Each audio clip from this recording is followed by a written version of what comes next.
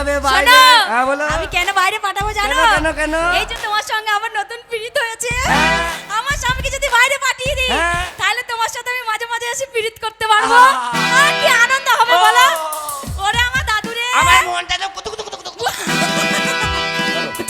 করছে।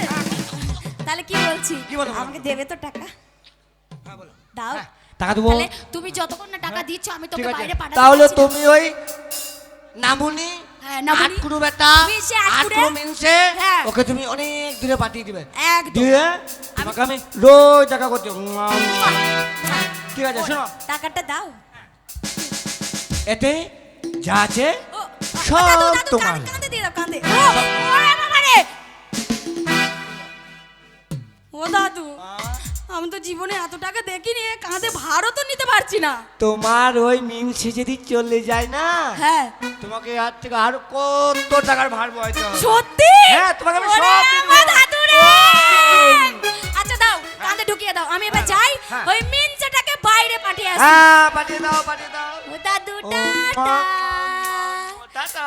দাদু, I love you. I love you too, I love you too, I love you too. ওরে আমার সোনা। মুয়া!